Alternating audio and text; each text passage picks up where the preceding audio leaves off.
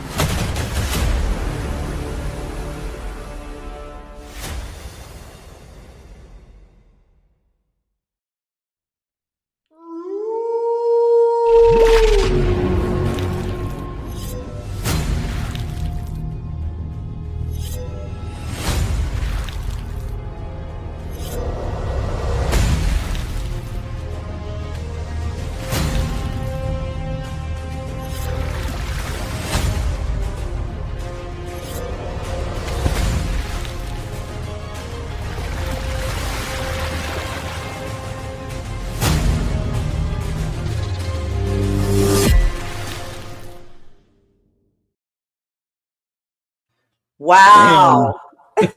That was really cool. I love Thank it. you.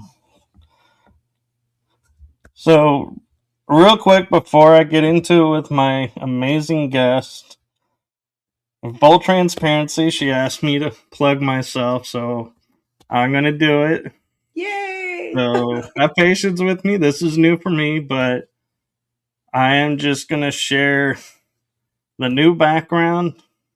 I hope you all will enjoy it this season.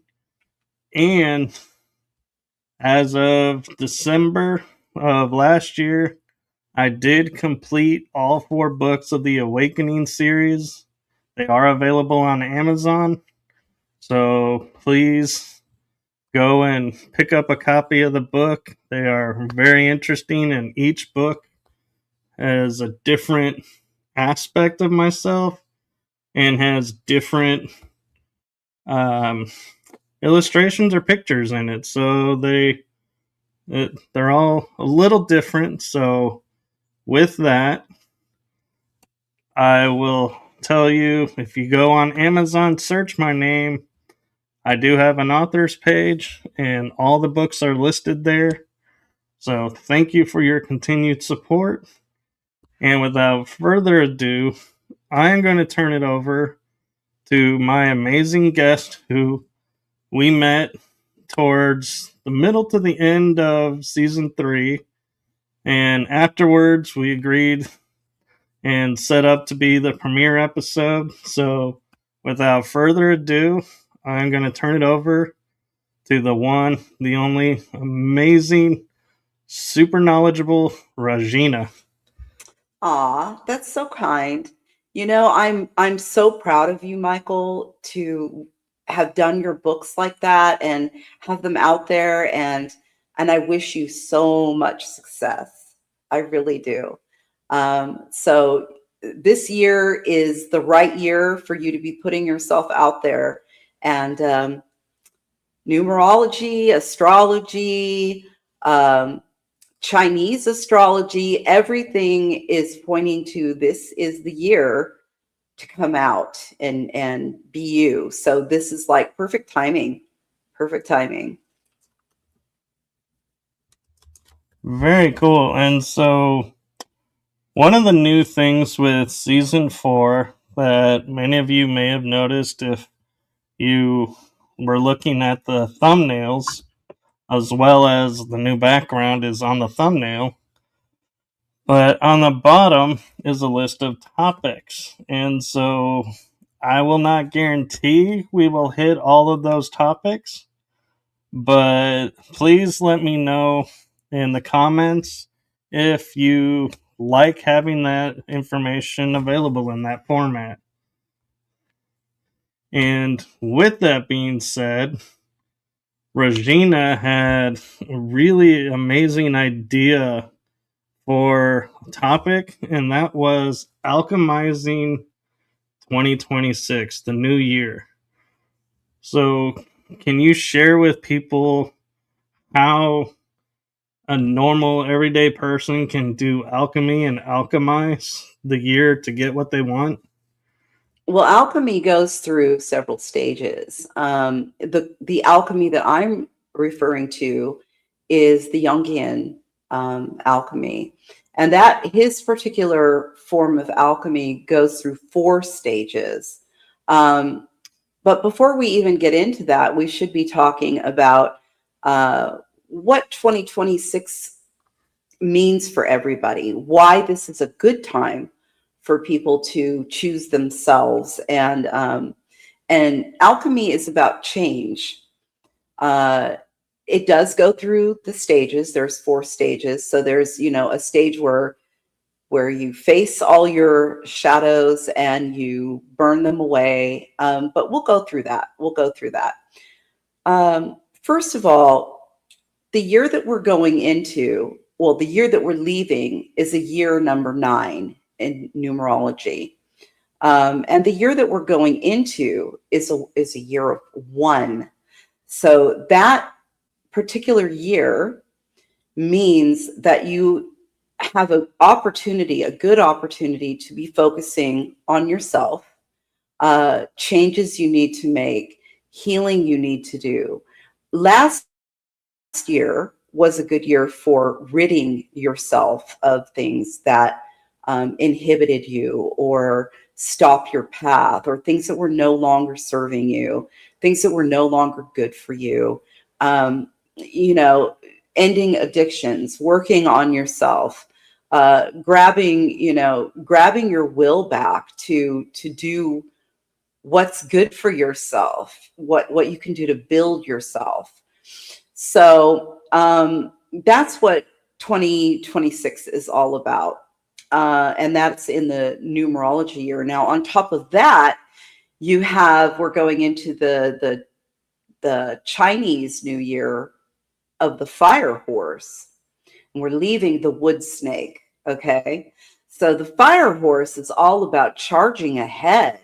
It's about momentum. It's about creating and using the force of fire to create. Fire is all about energy and passion. And, when you use that element behind your creations, you can really create some absolutely stunning things in your life. And that's what that's all about. So, I'm sure you've been asked this, and I am not a numerologist, and it's, to be honest, a lot of it, it's like I get the basic numbers a little bit, but I'm curious, why is there no 0? Because 0 is empty. There is no 0. 0 is an empty number. That's why, some people, I can remember some really bad people when I was growing up, that would literally pick on kids, that, didn't fit in with any of the other cliques or groups. Really sad that they would pick on somebody like that. And you see adults doing the same thing. Adults that haven't worked on themselves and are still very emotionally stunted, like they were still back in high school or junior high, and they would call people a 0. They would, I can remember my brother calling people a 0. It's just awful, And that means they're basically a loser, a nothing, you know? So I don't know why numerology doesn't include a zero, but it just doesn't. You know, it has master numbers, but it does not include zeros. You add the numbers, and you can't add a zero. You know, you eliminate the zero and you add the numbers. So there's like a process to numerology. Right, like 10 would be 1. Exactly. Yeah, I'll be honest, I was curious because we'll hear the world started in year 0, but then there's no numerology 0, so it's like, did numerology not start when we started? Right, right, So right. that's where I was curious about it with. And another thing that I'm curious with, as you mentioned, going into the fire horse year, what can people look forward to happening in their lives? Is there stuff that we should start preparing for that the universe is bringing in because of the fire horse, or are we still calling the shots, so to speak, of what's coming our way? I'm not going to get into any predictions about, what might be happening politically or out in the world. Even though I do know some things, I have had some downloads and I have had some channeling, and yeah, I know a few things that are going to happen, but I don't want to go there. I want to stress that this is a year for people to focus on themselves. Last year, I could tell you this much. Last year being the year where people were supposed to like face their shadows and be rid of things in their life that weren't good for them. If they didn't go deep within and work on themselves or decide to last year, that the benefits that are coming this year for people, because this year of one is also bringing benefits to people, with their creativity, with their, ability to step out of where they were before, their ability to create. They can pretend, and there are people that spiritually bypass or are spiritually narcissistic. They won't be able to go very far, if at all, during this year of one, if they didn't do their work last year in the year of 9. So, they can choose to use this year to focus on themselves and really do the inner work that they didn't do last year. But the benefits of the numeral 1 that are coming for the people that already did their work, they won't really be able to enjoy that. Thank you. And that's actually what I was looking for. So thank you for that. Okay. So, another question I am feeling confident people probably ask you a lot is about vessel preparation and internal hygiene. And is there a best way to start that? And when is the best time to start that practice? The best time to start that practice is right now. I mean, if you're trying to start a spiritual practice, or if you're starting to want to do spell casting, to make things in your life, easier, to bring things to you, it's always a very needed thing to keep your vessel clean. I mean, it's not only about, though, taking ritual baths, or cleaning your space, or doing things like that. This is, something that I believe, and this is why I believe in the alchemy, that you need to do to make the inside of your vessel clean, you know. And if you don't do that, you can cleanse all you want and put on robes and do your work, and you will get some results. You know, I'm not saying that you won't get results if you don't work on yourself. Of course you will. But if your vessel isn't clean, if you haven't done your work inside to really be a balanced person, then when you're talking to the spirits and you're working with the spirits, you're not a clean conduit, you know. And what you might think you are receiving in the spirit world, or what you might think you're dealing with, might be a projection of yourself. I mean, and the reason I say that is people that are toxic, people that haven't worked on their, you know, emotional trauma from when they were young, and then they get into wanting, you know, the spirituality. They get into wanting to do magic. They get into, you know, wanting to go to these places. It could be that they unconsciously seek power and control, and, you know, they don't even realize this. If you are a person, an everyday person, and you are projecting your shit onto other people, and, you know, your relationships suffer for it if you even have any, right? And you don't even realize. Projection is about not realizing that you're throwing your trauma and your bad stuff inside onto other people, and you're saying that they are what you are. Okay. So if you don't even know the difference of that, and you try to do spell casting, magic, spiritual practices that open you up to things, right?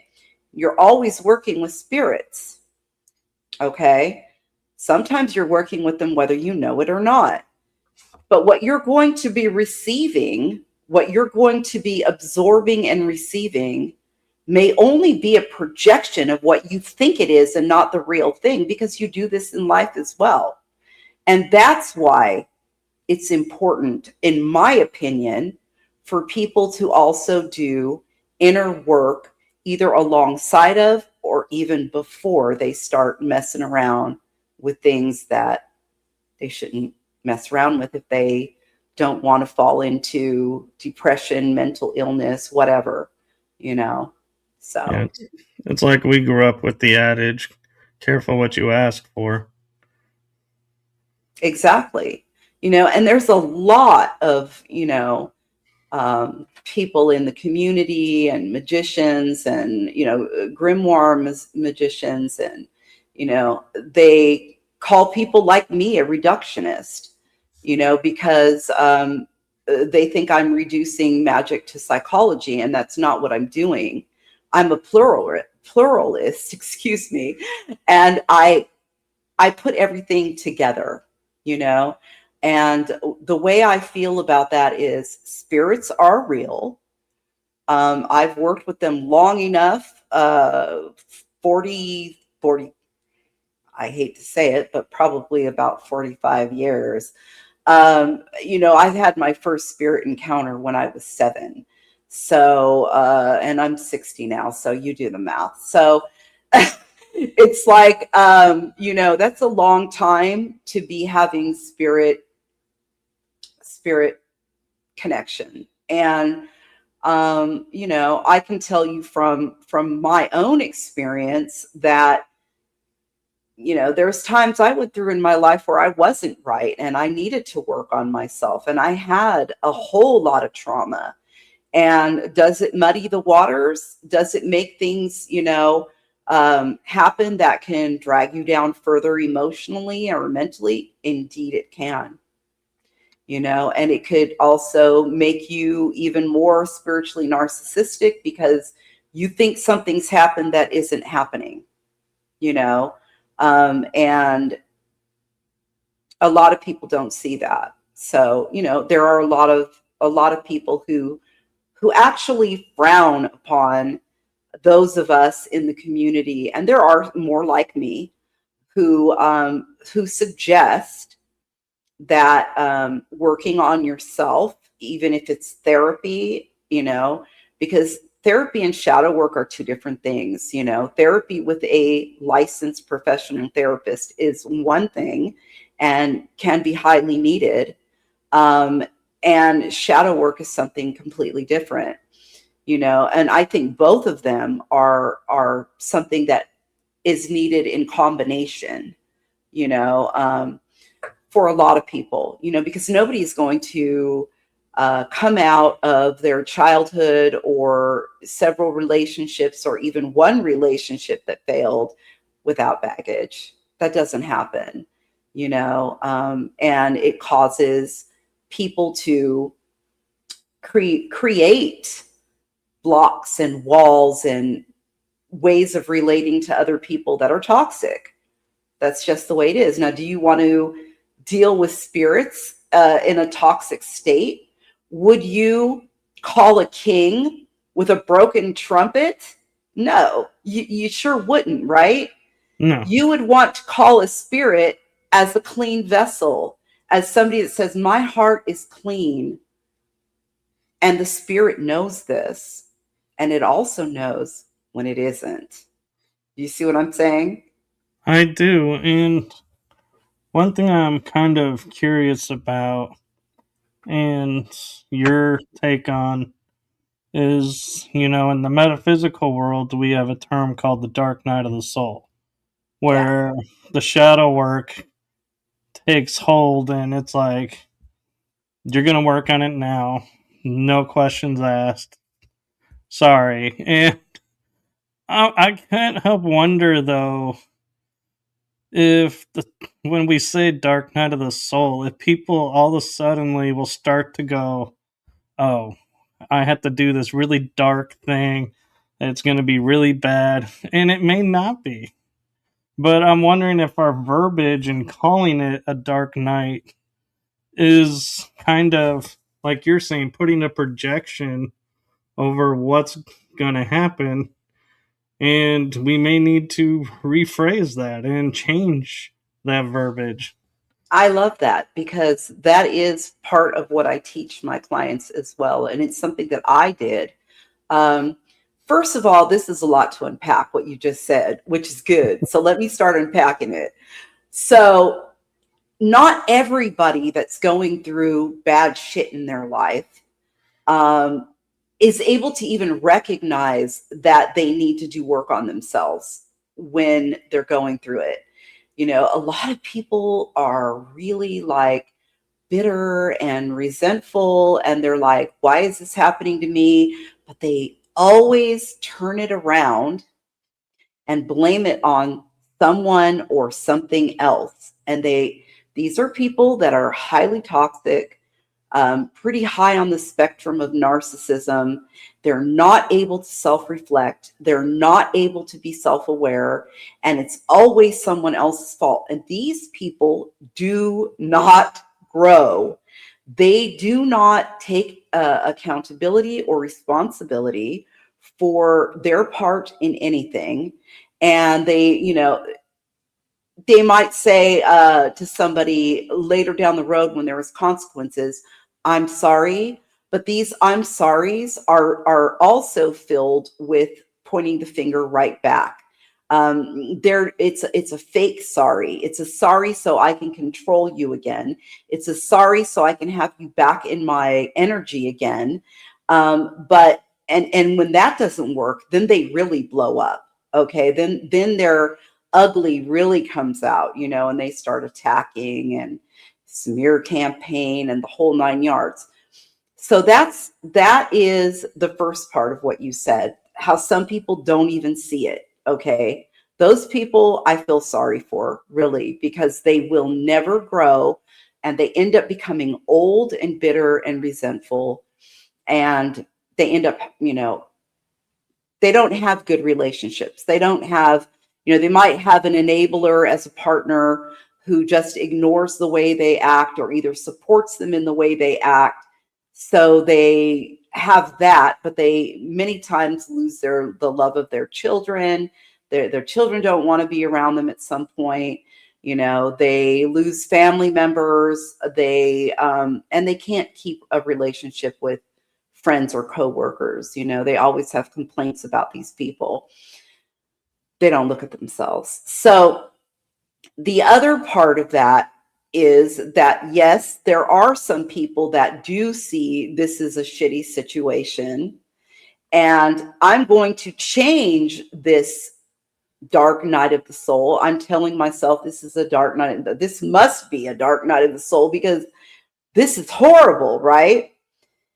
And then, you know, going through something that's horrible is usually what I call a tower. You know, I always refer back to the tarot, right? The tower card. And, you know, that's when everything is collapsing, or at least some big parts of your life are. You know, you might lose your job. You might lose your home. You might get evicted. You might lose your relationship. You know, something really big happens to change the trajectory of your life, right?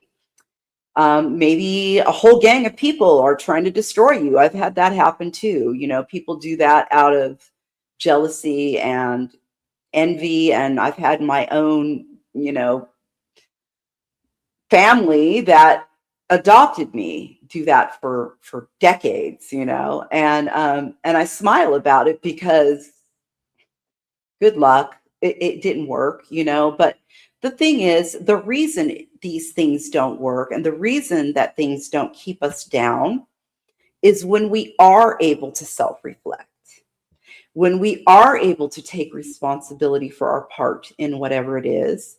And even if we weren't in, you know, it's not my responsibility that somebody's envious and jealous of me and wants to destroy me because they can't be me and they don't want to see me succeed, right? That's their garbage. That's their toxic, right? But I can reframe that. So when you were saying you can change your verbiage of what you know, the word or the you know, the shadow work of being, you know, in the dark night of the soul, you can say, what is this teaching me?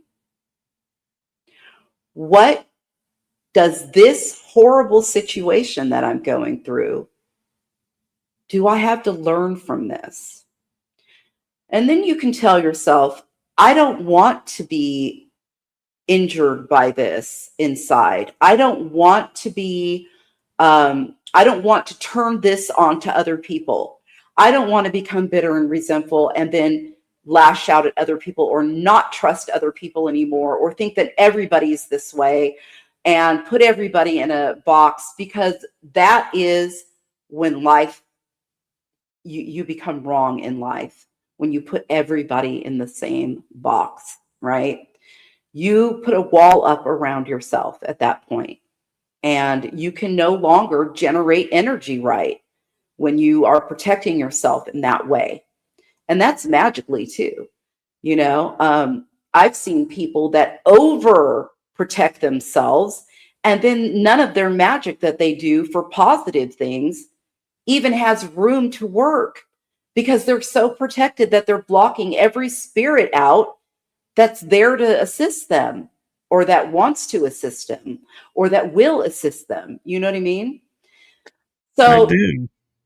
that's what you do, Michael. If a person feels like they're going through something really hard, the first thing they should be asking is, what's my part in this? And the second, and then really go within and self-reflect on that and admit that to yourself at least. This was my part in this. This is what I really did. And I forgive myself. I'm not the same person anymore, and I'm letting this go. Even if the other person never hears an I'm sorry, it's not for the other person, it's for yourself. Okay. And after you do that, then what did I learn from this? Did this give me more strength? Did this teach me more about discernment? Did this teach me that I am so resilient that these people can't break me? Did this make me love myself more because they wouldn't love me? So I had to learn to love and trust myself. You see what I'm saying? I do, and it gets me thinking about magic because I think of magic with the K, not the C. And to me, when people ask me about magic, I say, to me, the greatest magic I have is I can walk into a room, someone's having a really bad day, just sit down next to them, just talk to them, and when I Mm-hmm. get up and walk away, they are smiling, feeling so much better. I'm like, that's the magic to me. It's not about, making a rabbit appear out of a hat or, making a pile of money appear in my hand out of thin air. I'm like, that's all illusion to me. To me, the real magic is when I can make a positive impact on someone without sitting down and going in my head and going, okay, let's fix this person. Because that's where I think the disconnect is. So, do you feel like that's magic or is that something else? I feel like that's a gift of your personality and that's a gift of your energy, and what kind of a person you are. Um, magic is Real magic isn't just poof, I have money in my hand. Magic is working with spirits. Magic is working with materia, working with, different aspects like sigils and stuff like that. Um, I think real magic has a lot to do with, I do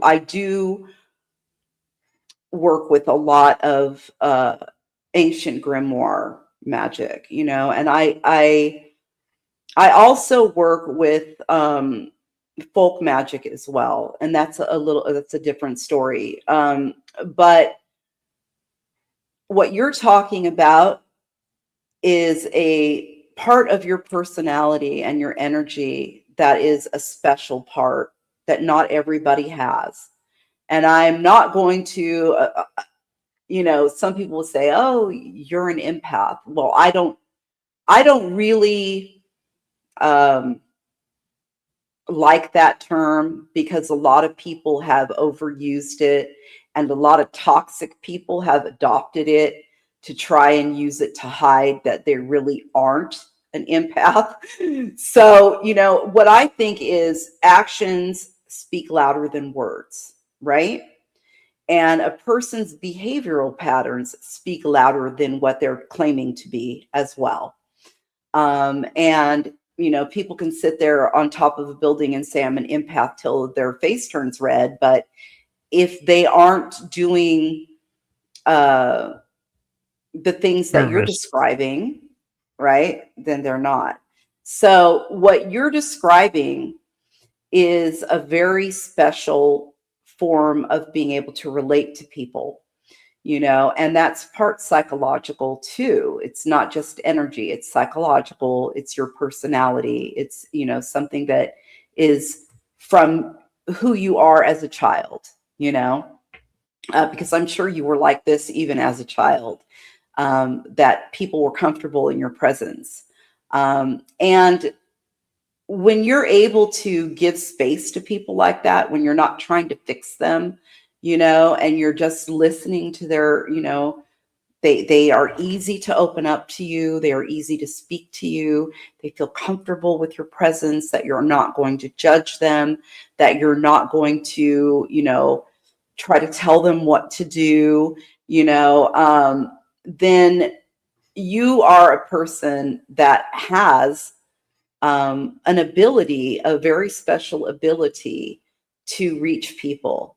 And so, what you're doing right now with your podcast, with your writing, I haven't done your astrological chart, but I'd be curious to see what your North Node is because um, that's part of what my north node is in Gemini. And so that's like all about communication. And that can be, in writing and speaking, and, it's communication. So yeah, I'd be interested. Sometimes we don't even know when we're growing up what our north node is, and then when you figure it out, you're like, oh, that's the way I was going all this time, and that's where I need to keep going. So yeah. Yeah, that's very true. And I happen to have a chart if I can find it, but in the meantime, you know, Send you that talked to me. about. Send that to me. Send the chart to me when we're done, and Oh, I'll look it over for you and give you some. Yeah, when we're done, yeah, send it to me. sure. And when you asked about me as a child, I don't have a lot of memories from my childhood. I think some of them have been blocked out because of stuff that was going on. But the one thing that I always remembered and always heard my parents say was I would not care about the cliques or who's friends with who. If I wanted to be friends with someone, I would just walk up, be like, "Hey, do you want to be friends?" It's almost like I would seek out the people who most people didn't want to be friends with, and I was like, "Hey, let's be friends." And it didn't matter Okay, male, female. now I know. Now I know why you reached out to me in the beginning and asked me on your show a long time ago. What you just revealed to me is exactly like I was as a child.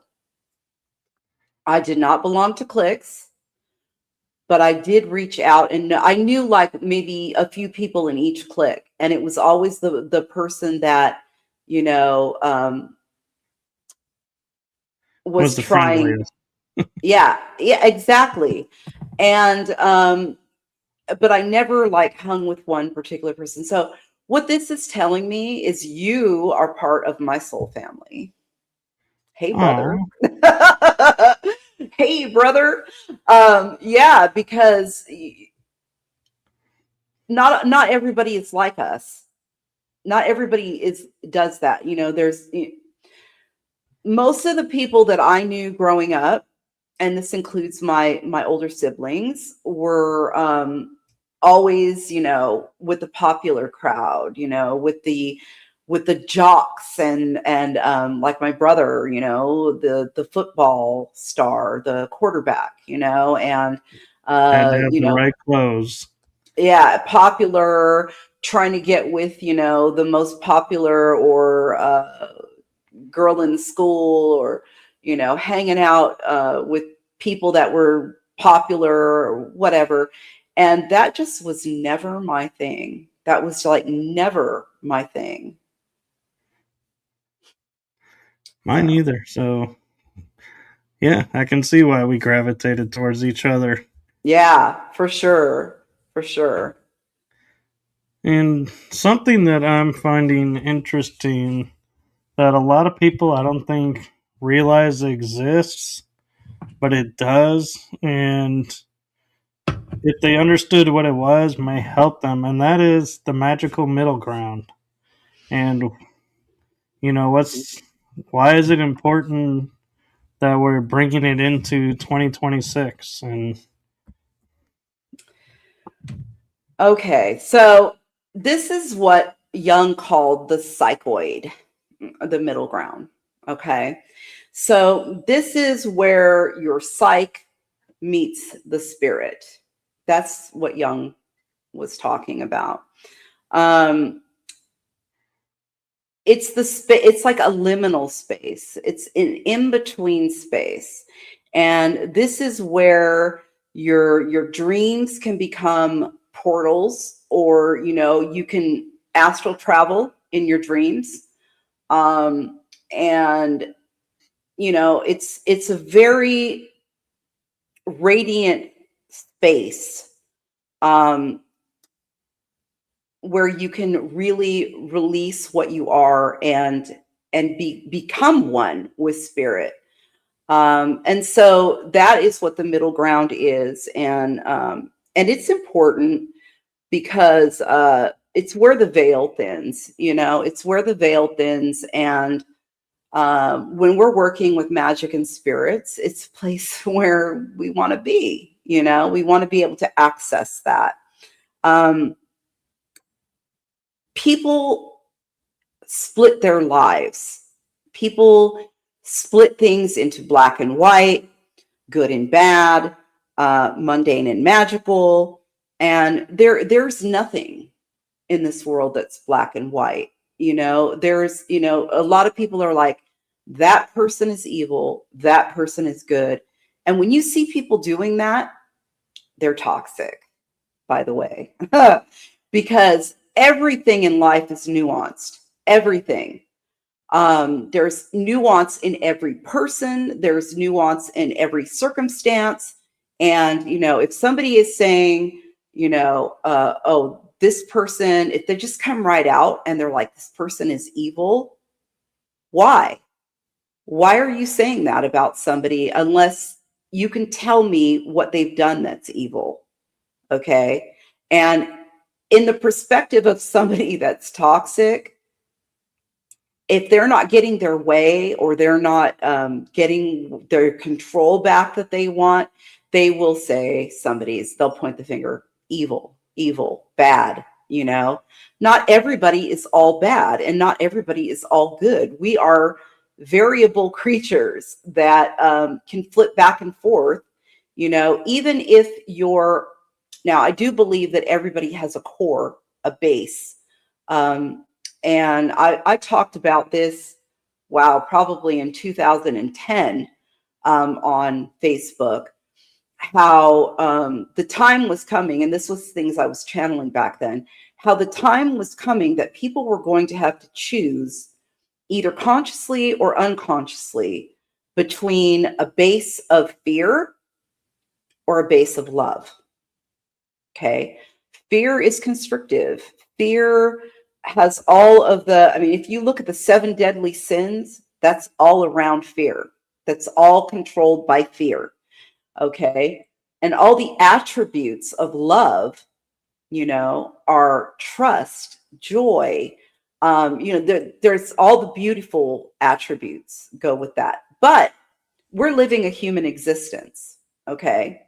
So within a human existence, we have the ability to choose and decide day by day how we're going to respond to certain things that come our way in life, how we're going to respond to frustrations, how we're going to respond to somebody yelling at us in a parking lot, how we're going to respond with somebody we live with that might not be treating us well, whatever it is. We have a day-to-day process to choose. Now, if we are not working on ourselves and we are not emotionally stable, and when you're not emotionally stable, you're not able to regulate your emotions. So you have a propensity to maybe blow up on people, for instance. And if that happens, but you still have the base of love, you will go back to that space and you will forgive yourself and you will forgive other people. And you will not have to necessarily tell the other person that you forgive them. But, that's not, like I said, forgiveness is not for the other person. It's for you. And it's not given to control or manipulate people. There are toxic people that will use, I said, I'm sorry, why can't you forgive me? And you're the one being bitter and you're being cold or whatever. It's a manipulation to get back into your energy. Okay. And so you have to learn the difference of that. And when you know yourself, when you've worked on yourself, really, and you've gotten to this position, you will see clearly, be able to discern other people's manipulations and what they're trying to do. That's very true. And thank you for that. And I'm looking at something, and I'm like, in full transparency, I'm looking at the questions you sent, and I'm looking at number 13, and I'm like, oh my gosh, that is so fitting for number 13. And what I'm referring to for everyone is we were not sure how tonight was going to flow, so she sent me suggestions to because she's not feeling 100% so that we could keep on task. And I've been ad-libbing some of my own as well, which we agreed to. But I feel like 13, I feel like needs to be asked right now because we keep talking about magic and what it is and how to use it properly. And it says, you've said we use magic to call upon the other, but we use alchemy to ensure the call is not distorted by ego. Can you unpack that for us? I kind of did earlier off of without even looking at my notes. Yeah, so if anybody wants to know, I've been taking Benadryl when I said I wouldn't. And so my mind is a little foggy, so I wanted to make sure that I had notes or questions to and the notes in order to fall back on. And I've only done that a few times. So, but I am looking at this now since you said the number. This is something we already just touched on not too long ago, but I'll go over it again. So when I'm talking about the call must be clean and we use magic to reach the other, I'm referring to spirits. The other is spirits. Okay. And it could be spirits on the other side, transition spirits. It could be angels, demons, whatever somebody is working with. Okay. And it's not my place to say you should or shouldn't work with whatever you're working with. Everybody is an adult and they can work with whatever they want to work with. But I am saying that if your ego, like I was talking about earlier, if you're not clean inside, if you're not clean inside and you're coming from a toxic place and you're coming from an ego-filled place and you're coming from a place where you project in life towards other people, you're going to do that with the spirits too. And you won't even know you're doing it. Because if you're so self-unaware that you don't know that you're projecting onto other people, then how are you going to be aware enough to know what you're calling or how you're calling another, a spirit, right? That's very true. So, you know, your message will be distorted. Whatever you get back is going to be distorted. So, you know, you've got ego-filled people out there that think, I'm an intuit, I'm a psychic, I'm, you know, whatever. And they're trying to work with spirit to get information, right? Spirit ain't going to give them the right information. They're not a clean channel. They're not clean, and therefore what they're going to receive is either going to be distorted, warbled, or, you know, there could be a spirit that will purposely give them the wrong information because they haven't worked on themselves. And I've seen that happen. So. Well, thank you for that clarity. And that actually brings into question the other side of the topics that was on the thumbnail, and that is the inexplicable things. Okay. What does inexplicable things mean to you? And do you hold space or do you clear it out as soon as it comes into your frame of reference? Inexplicable things are things that you can't explain. So it's like when you've had a dream and the dream comes true, you know, when and you could be having like the same dream and then the dream comes true. How do you explain that? You know, it could be And I've had this experience when, I mean, some people even say, you know, when you're able to visually see a spirit, when you are able to raise a spirit and literally see it and interact with it, you know, a lot of people don't know how to explain that either, but it happened, right? I've had situations in my home where they were experienced by me and other people that were living in the home, that were unexplainable. And your second question of are you asking if I get rid of these things right after they happen, or what was the end part? I was just meaning, like, if something came into your awareness, do you process it right away and then say, okay, done? Do you sit with it and say, well, what are you bringing to me? I'm just curious your process, because everyone's different. So I was curious how you handle them.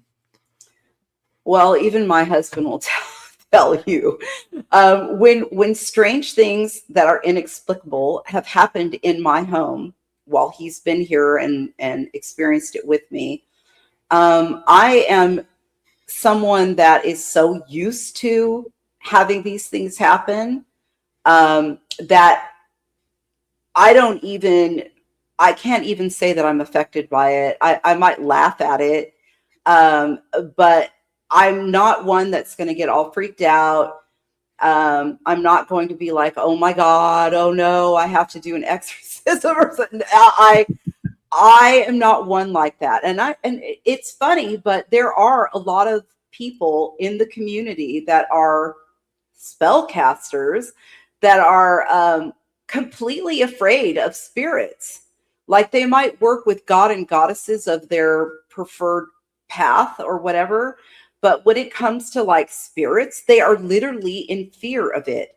And it's really hard for me to understand this, because if you're doing real magic, you're working with spirits. Okay. Everything has spirits. Like, they'll work with the spirits of roots and plants, and maybe they'll work with the spirits of stones and rocks or whatever. But when it comes to working with spirit, even if it's spirit of deceased, they're like afraid. They to the point of, I've heard some of them saying, I won't bring antiques in my house because I'm afraid that there's a spirit attached to it.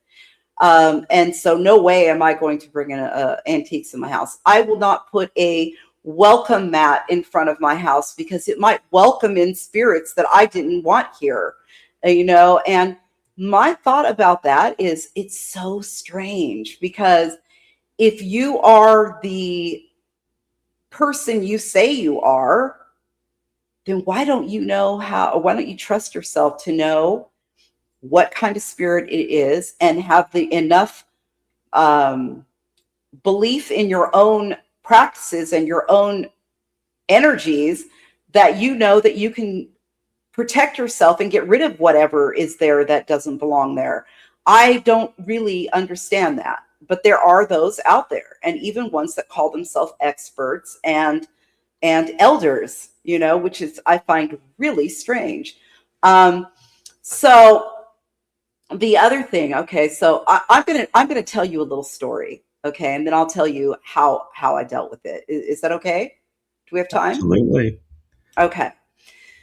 So I know I told you about, I've been involved in witch wars, and you're like, well, I've never heard about that. I don't know what that is or whatever. And, you know, there's different types of witch wars, but the ones I'm referring to is when there's a witch here and a witch here, and they are very angry with each other, and they're literally throwing magic back at each other like pinball, right? They're going back and forth, ping pong. Okay. And, you know, they call me because they want me to jump in on their side and take it over and start doing some of my own magic, right? That opens the line to me from the other person that's throwing. So that means I'm going to get hit. That means that I'm like moving the energy so that that person over there that's throwing energy at this person over here, it actually starts coming at me. Okay. And I start deflecting and doing things. Okay. So I was involved in this witch war that was going on for like 6 months, ping pong, back and forth, back and forth. And it had to do over money. It was, my client was getting screwed. Okay. When there was promises made and all kinds of things. And it was a bad situation. So, whenever I'm doing stuff like this, I always tell my husband, I'm taking this job and this is going to be happening. And, I need to start putting some more protections up. I need to do some things. Right. And so he knew we were right in the throes of it. Okay. And one night we're sitting on our bed and it was probably around 3 something in the morning. We're awake. We're sitting up in bed. We're watching something on Netflix. Okay. And my closet, now I know people are going to say, but you live in California. It was probably an earthquake. It was not an earthquake. Okay. So we're sitting there and my closet was facing the bed, the closet door. Okay. On the closet door, I had placed a mirror there. And I have done, and some magicians again are going to say, oh no, here we go with the mirror magic again. And it doesn't, because it wasn't in their old grimoires, they think that, it's bullshit now. Well, I tell you that if you've been practicing for as many years as I have, and you have, used your own UPG, which is unverified personal gnosis, okay, you've created your own spell work, and you've, over a period of time, you've set it to planetary, the right planetary day, hour, the right, everything, and you keep notes. This is what I do. And, you figure out ways that actually work and work against some really bad people, So anyway, I had fixed this mirror as a trap. Okay. To trap whatever was being sent my way. And I knew they were going to be sending. All right.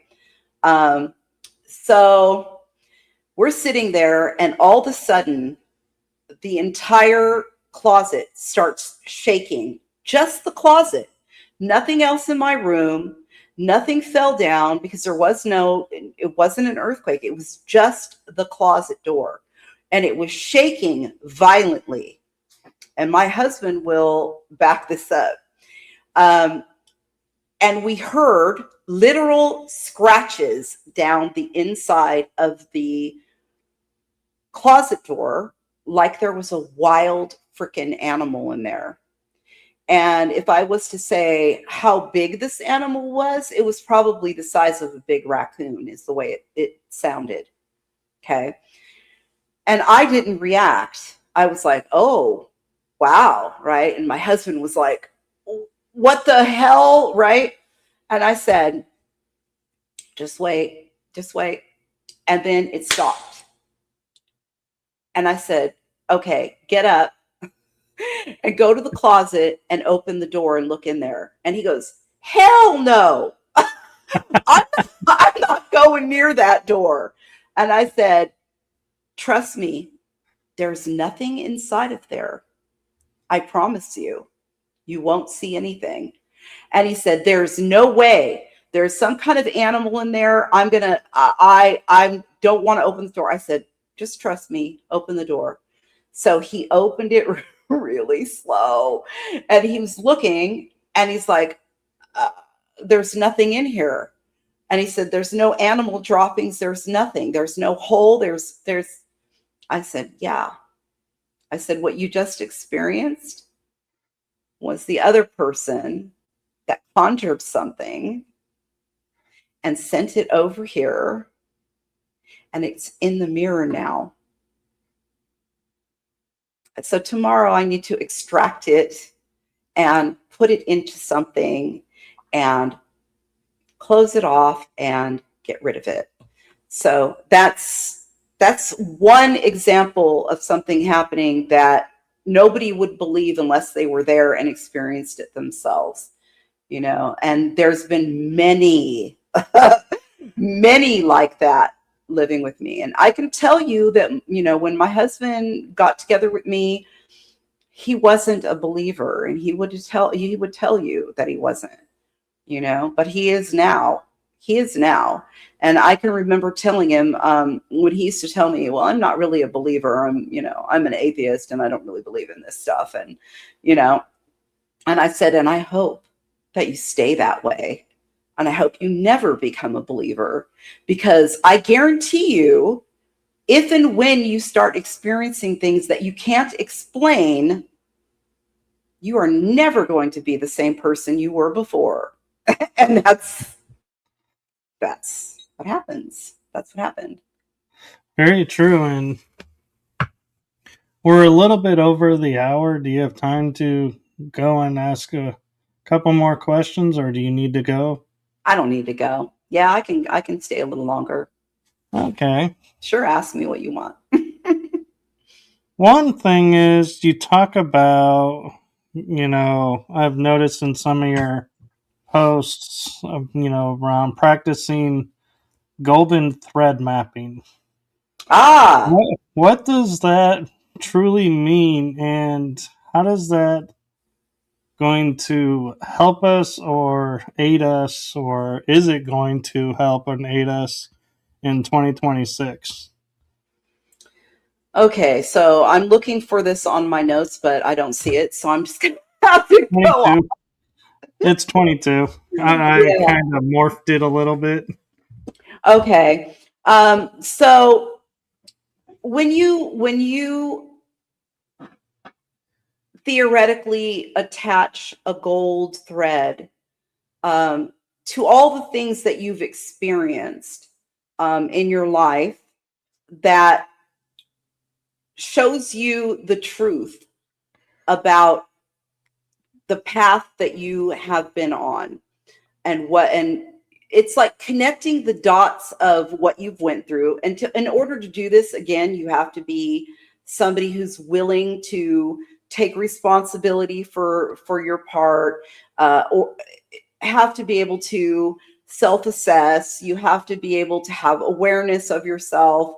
But once, you know, if you have that, you're able to connect the dots of the things that have happened in your life. And with reframing, be able to come out and say, this happened because I needed to learn this, which gave me this quality. Now I have this quality. Now this other thing gave me this quality. And when you put all of that together and you reframe your wounds and your trauma into good things, this literally, following this path will literally show you what you should be doing in your life, what you need to be doing in your life to progress your spiritual self, your soul, your whatever you want to call it. It is what reveals what you should be doing. So is that something that could be used to benefit some people who are sitting there and saying, I know what my soul's purpose, my soul's mission is, I just don't know how to get started on it? Yeah, it could benefit you that way. And a lot of people who think they know what their soul's mission is, you know, a lot of people use spiritual jargon to appear like they are, you know, progressed, or they're superior to others, or whatever. And again, people can say whatever they want, but behavioral patterns and people's lives reflect if they've done the work or not. So, and those people usually point at other people, you haven't done the work or whatever. And it's not like that. If you haven't done the work and you go around saying, I know what my soul's purpose is, you'll never manifest it. It will never happen, because it's just, if you haven't worked on yourself, it stops a whole lot of things. And it doesn't matter if you say the words, if you repeat them until you believe them, because that's another thing toxic people do. They repeat these words about themselves and other people that they target, and they literally believe that that's the truth. And they need to do that. They need to do that to keep themselves feeling superior. And then when it's somebody they've targeted, whether it's the truth or not about somebody, and it's usually not, it's so that they can remain feeling superior inside over the person they feel envy and jealous of.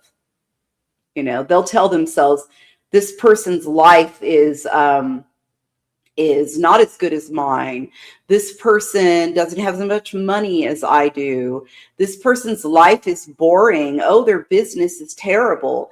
And they have no idea what that person that they're targeting, what their life is really about. You know what I mean?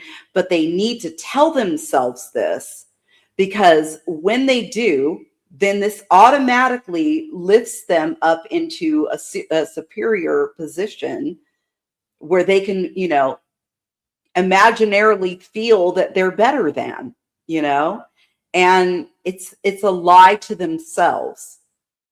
So all this to say, people can lie to themselves all they want, but if they haven't done the work, they will not manifest anything about what they think is their life, their lives, what they're supposed to be doing with it. They just won't. They just won't. It won't work out that way. Yeah, it's like people will say to me they like watching my shows because there's authenticity and integrity to it. I'm not just Absolutely. sitting there and agreeing with everything someone says, or going, oh, you had this, let me one up you, or let me, Right. tell you that. And so it's like I keep the focus more over there. And so everyone's like, yeah, we see it and that's what we like. And I didn't even realize I was doing it in that way. And so it kind of touched me when I heard that. And I was like, I'm really glad that's how I'm being perceived. Right. Right. In authenticity, that people are seeing the authentic Michael, and it feels good when people see that. Um, we're all mirrors to other people. So somebody that has this goodness inside of them will see that in you. They'll see that in you, and likewise, people that do not have goodness inside of you, of them, they will not see you that way either. They will be picking you apart. They'll be, trying to, and it's not for everybody. Toxic people target people. And when they target people, again, it's usually out of jealousy and envy, or that person has something that they don't have. So if somebody sees you, that you are filled with light, and that you are a person that other people like. And I believe that because um, what you told me about your childhood and what you told me about as an adult, that people come to you and they're comfortable with you and they want to, talk to you and tell you about their things that they're going through, their, experiences, whatever. You being like that means that you are full of light, and people trust you, and they can feel comfortable with you, right? Right. That also leaves you open to be targeted by people that don't have light in them, by people that want what you have, but they can't embody it. So people will, copy you, they'll study you, toxic people. They will try every which way to be you, and at the same time want to destroy you, so they don't have to feel that envy and jealousy anymore, and they could feel like in their delusions that they are you now. And I've seen people that are really sickly toxic do this their entire life. They will waste their entire life, their entire energy. They'll do this day after day after day after day, and they will try to embody something they never were and never will be. And they cannot appreciate you or love you for what you are. They would rather destroy you and take what you are. And it's a very dark thing. And there's a lot of people like that in this world, unfortunately, you know? Yeah, and I kind of can't help wondering, there's a term floating around where people refer to other people as like NPCs, non-playable characters. They took it from the gaming world.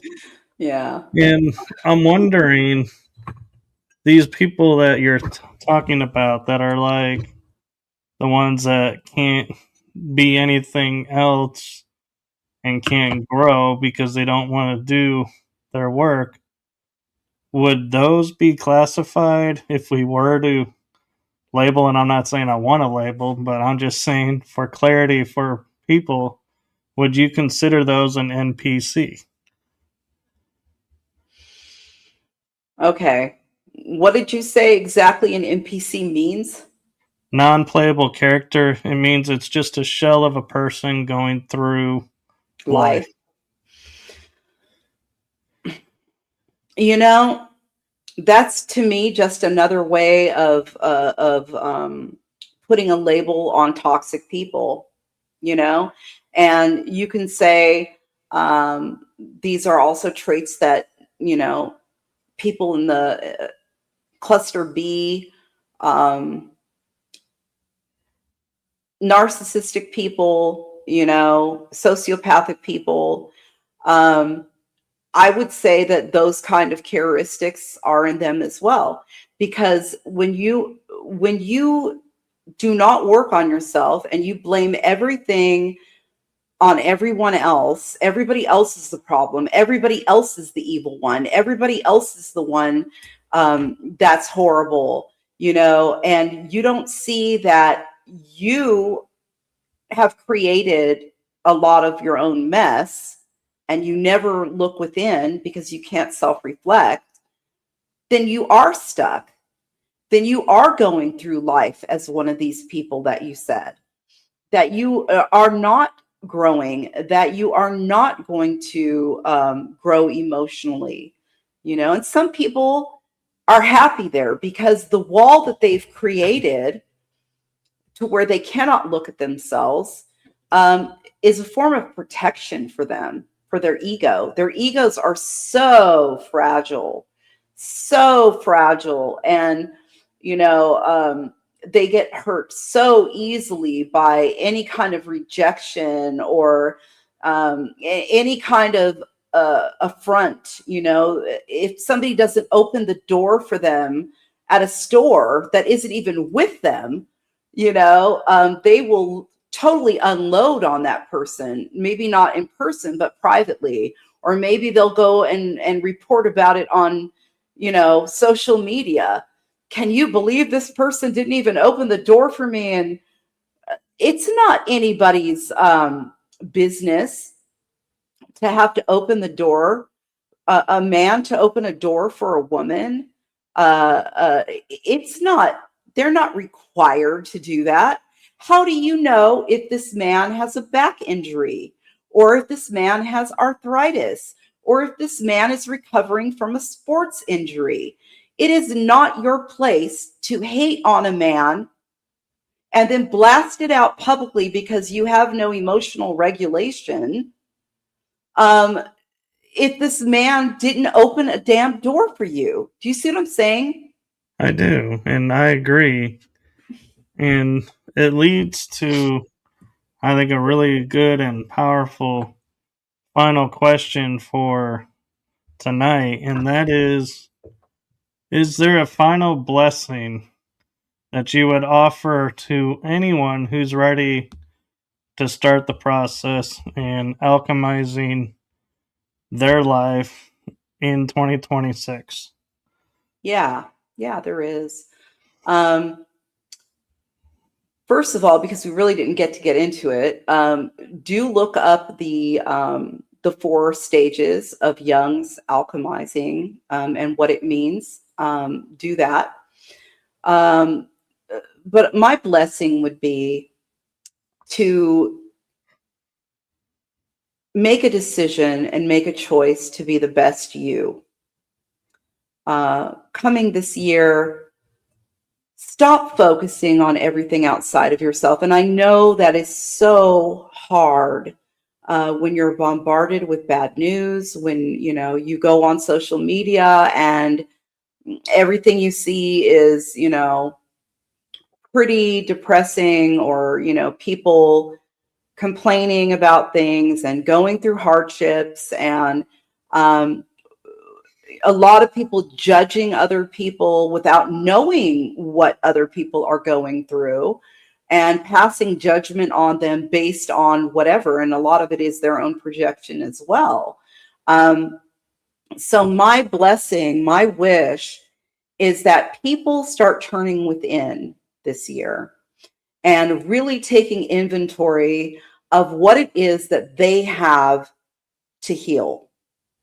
Because going outside and pointing the finger and saying this needs to change and that needs to change, we all know what needs to be changed outside of ourselves, right? We're all pretty good at judging and discerning what's wrong in the world and what's wrong with other people, right? But I want you to take the courage to look inside. I want everyone to take the courage this year to step back from what's going on outside and make the focus on yourself. Because when you do that and you put your time and your effort and all the love you have to give to yourself, or even how to figure out how to love yourself, right? You are automatically making the world a better place, because you're raising the energy one person at a time instead of it dragging down. And let me just say what I mean about that. Everything bad that's happening in our world right now, the wars, the hatred,